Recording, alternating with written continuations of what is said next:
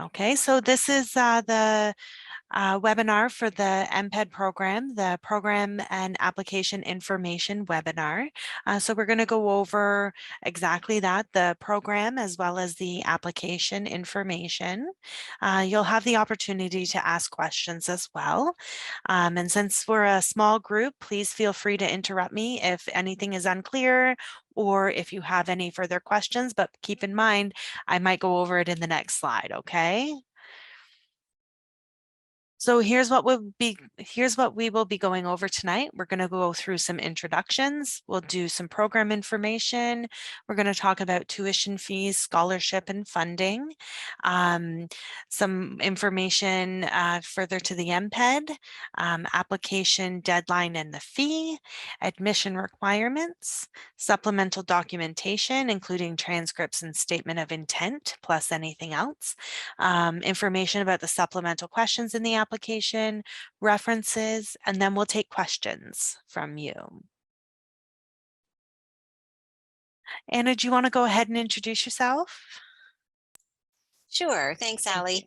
So hello there. I think both of you likely know my name, but I did leave the teacher ed program, as you also likely know. And so now I'm the manager over here in graduate program. So thank you both so much for joining us this evening. Great, thank you, Anna. So I'm Allison Watson. I'm the recruitment coordinator for the MPEd program, for the graduate programs here at the Faculty of Education. I'm a graduate of one of the fields of study from the MPEd program. I also completed my Master of Library and Information Science here at Western. So I know I do understand and know how it feels to be a student. So as I'm sure you know, we are back on site. We're at the faculty right now. My cat is very sad that I'm not at home and that she's not participating in this webinar here. Okay, so here's some program information. So this is for the Master of Professional Education. It's a 2-year full-time professionally focused degree. So that means students will not be completing a thesis, but there's a capstone as part of the Master of Professional Education program. So here we have the outline of year 1. So from September to December, students are completing one course. From January to April, another one course, and then the summer term is divided in half. So students will take one course in the first half of summer and then one course in the second half of summer. Okay, and that's for year 1. Year 2 is going to look very similar. Year 2 in the fall, September to December, students take one course. In the winter, another one course. And the summer of year 2 is going to look a little different. So students will take either 2 half courses. So again, one in the first half of summer and one in the second half of summer. Or depending on the program, you're going to take one full course, which runs the entire summer. It does depend on which field of study you apply to and are admitted to for the program. Okay, if you have further questions about that, let me know. We can take a look to see which capstone projects run for which are a half credit course and which are a full credit course. We can go over that if needed. So next we have tuition fees. You were recently a student, so I'm sure you know that tuition fees are set each year by Senate, and then they are published to the Office of the Registrar's Fees Schedules webpage. Fees are assessed one time each term, so fall, winter, and summer. Tuition is automatically put onto your account after you are enrolled in the course. Tuition fees for this program are based per course rather than per term. So unfortunately, we cannot provide an exact amount for the cost of tuition because tuition does increase by up to 8% every academic year. So some more about tuition fees. So again, like I said, this is a 2-year online program through Western. Their students will complete 8 half courses throughout the program. So the program runs September to August of each year. So you do not get the summertime off. You are taking courses in the summer term. And I will let you know for the 2020-2021 academic year, tuition and ancillary fees for a Canadian citizen or permanent resident are approximately $2,800 per half course. We've also got the link to the Office of the Registrar there, and I will be sending out the slide information, so don't worry about scribbling down this information. You will get the information in about a week or two after the recording is available. So next we'll move into some funding information. The MPEd program is a fully online program. So students do receive, there's flexible learning available for the students, which allows them to fund their education by remaining in current employment. Okay, some employers do offer subsidies, but it is dependent on the employer. So you should connect with your employer about funding information. So we also have the alternative sources of funding. So private financial institutions, sometimes there's government grants. Also the Government of Canada's Can Learn website is great. It lists all financial assistance programs that are available.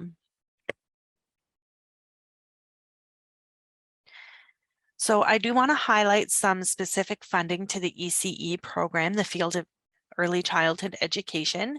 So students in the MPEd in the field of ECE program, they can apply for a bursary for up to $1,500 per term, and it's for domestic or permanent resident students in the MPEd ECE program.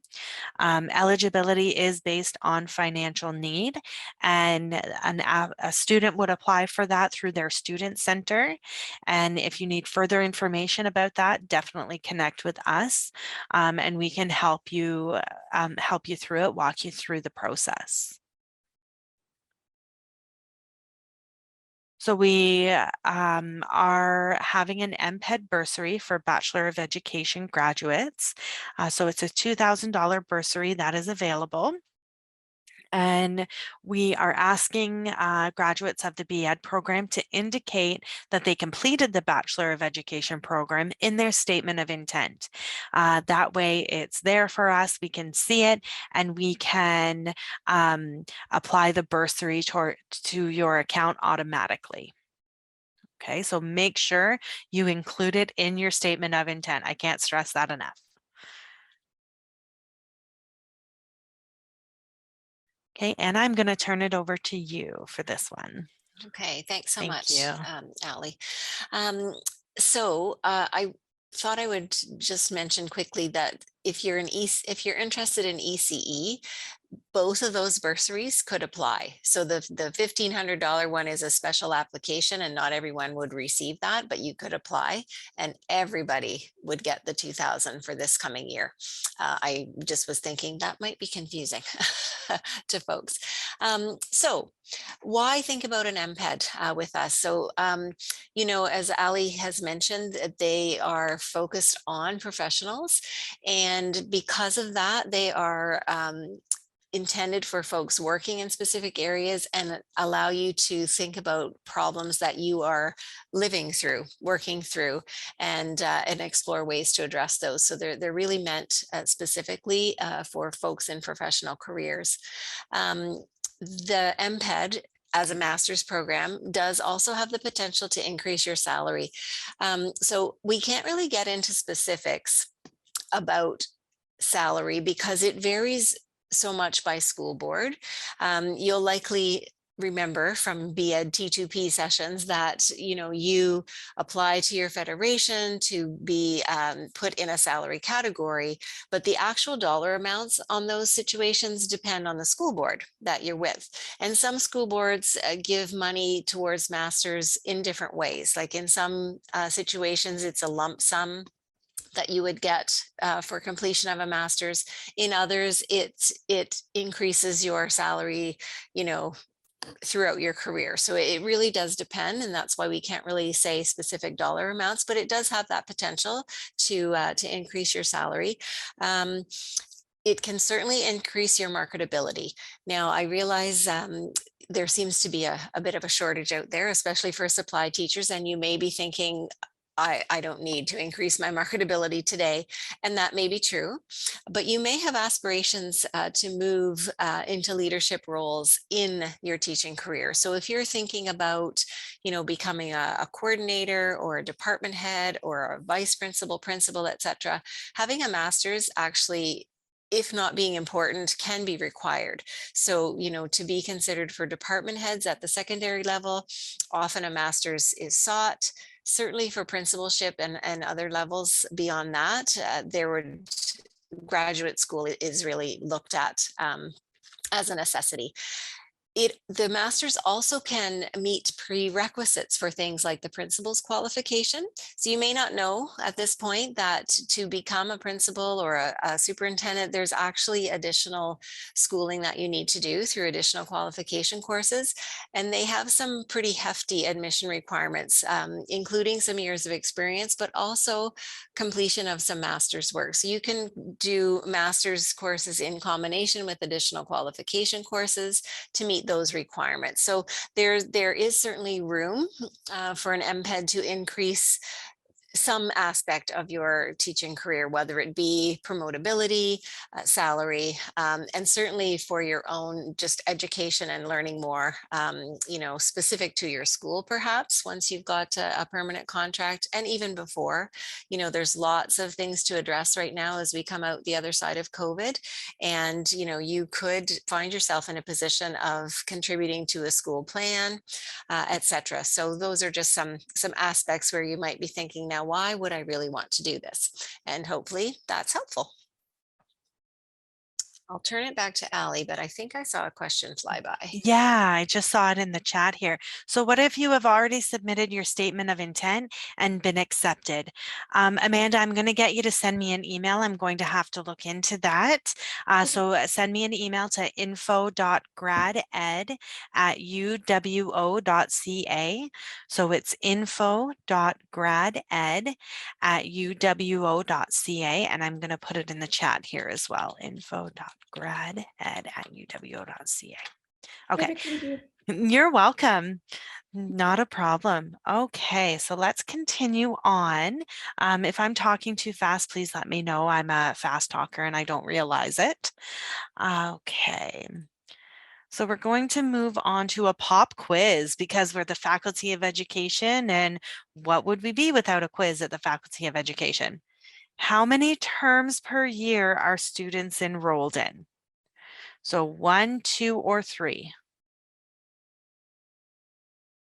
Yeah, so it's 3 terms per year is what we're looking at. So 3 terms, fall, winter, and then summer for the academic year. Okay, so fall, winter, and summer. So students are enrolled in 3 terms per year. And then who likes cats the most? Is it myself or Anna? It's me. It's me. I had to make sure to mention my cat so that this question was relevant. Great. Thank you so much. Okay, so let's continue on with our presentation. I know you want to get into the nitty-gritty of things. So here we're looking at the application deadline. So this is for those who are interested in curriculum and pedagogy, early childhood education, equity, diversity, and social justice, educational leadership, as well as mathematics education. So our application deadline has been extended to July 31st, 2022, and that's for admission to September 2022. So this coming September. So all of this information is about this upcoming admission cycle. We don't have information for next admission cycle yet. Also, I want to point out that to be considered for admission, your application must be submitted and all documentation that's required. So copies of your transcripts, your reference responses, it all needs to be submitted with your application and by this July 31st deadline. If your application is missing information, it will not be passed to the admissions committee. So even if you submit your application and you still have a reference outstanding, your application cannot go to the admissions committee because it is incomplete. Okay. Next, we'll talk about the application fee. So the application fee is $125 Canadian. You can pay by credit card or money order, but I do want to let you know if you decide to pay by money order, there could be a delay in processing your application because the university has to receive it from you and then it has to process to your account. Okay, so you can pay by money order, just expect a bit of a delay in the processing of your application. And your application will not pass the preliminary assessment until we receive that money order and it's cleared through the bank. So here's the admission requirements. So we're looking for a 4-year degree from an accredited university, a minimum of 70% in the final 2 years of study. And with that, we're looking for, it's recommended that you have an honors degree, but it's not required. And if you're looking at the field of educational leadership, we are looking for a minimum of 1 year teaching experience or experience within the field of education. And we have a few notes and exceptions. So I will let you know that when we're calculating your admission average, your Bachelor of Education grades will not be used in the calculation for your grades, as well as if you have taken any additional qualification courses, we do not count those in the last 2 years of study. So for many students, it's their Bachelor of Arts degree, the degree prior to their Bachelor of Education. And not necessarily a Bachelor of Arts, but the bachelor degree before your Bachelor of Education. So if you do have a 3-year degree, applicants who have the 3-year degree will be considered on a case-by-case basis. It is up to the admissions committee if they accept a person with a 3-year degree. And then if an applicant does not meet the minimum admission requirements, such as an average below 70, or only has a 3-year degree with a Bachelor of Education, the admissions committee could place a conditional offer of admissions. Okay, and then we've got an example of what a condition would look like for an applicant who doesn't meet the requirements. So now we're getting into what is required as part of the application, what you need to provide. So we need copies of all unofficial transcripts. So that includes any post-secondary education that you have completed. So everything past high school that you have completed. And please note that we'd like you to save your money. No paper copies are necessary at the time of application. So you do need to provide your Bachelor of Education information. So if you go into your student center, you can run, I believe it's an academic web report that's going to list the courses that you've taken and what your grades were in each of your courses. your statement of intent. And again, make sure you mention that you are a Bachelor of Education graduate from the Faculty of Education here. So your statement of intent is the opportunity to sell yourself to the admissions committee. If you have an idea what you want to write about for your capstone project, you can definitely include that, but it's not required. My recommendation to all applicants is use the 500 words that you get very wisely. Sell yourself to the admissions committee. So why you want to take the program that you're applying to, the field of study that you're applying to, what you are going to do with the degree and how you're going to better your students' lives with this degree after you've completed it.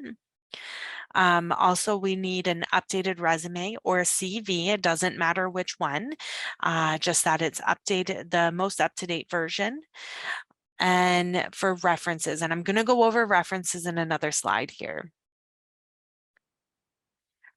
Also, English proficiency scores, if applicable.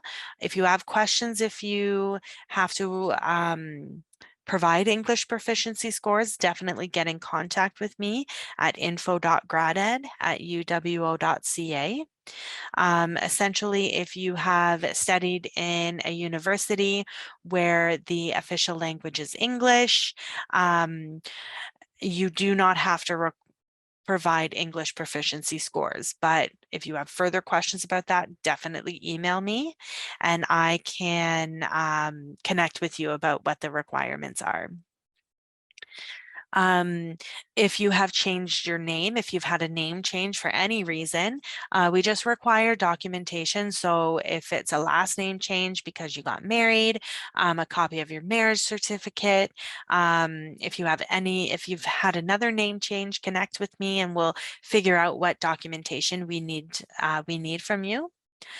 If you were born outside of Canada, you must provide proof of Canadian citizenship, your landed immigrant status, or your permanent residency paperwork. Okay. Or if you are applying as an international applicant, you would need to provide your study permit and student visa when you arrive in Canada. Okay, and then I always like to add this, any other information that you feel the admissions committee should know about you. Okay, and that can just be added as an extra document in your application. Here's the reference information. So we're looking for 3 references. So you'll need to provide their full name, their place of employment or how they know you, and a professional email address of the referee. And please note that your application can be submitted before all of your references have provided their information. We're looking for at least one of each type of reference. So our types of references are academic or professional. So try to get at least one of each. If for some reason you cannot provide an academic reference, you can provide 3 professional references, but definitely try to get at least one academic reference because you are coming into a program at a university. And also I want to highlight here that as soon as you hit save or next on your application, your reference is going to immediately receive an email. So make sure you connect with them before you submit their name on this screen. So just so that they're not surprised, they know that the information's coming. So we do have supplemental questions in the application. So we ask these questions to get to know you a little better, find out what we can be doing better, how you found out about our programs. Also, there are some questions in there that will help the admissions committee assess your application fairly.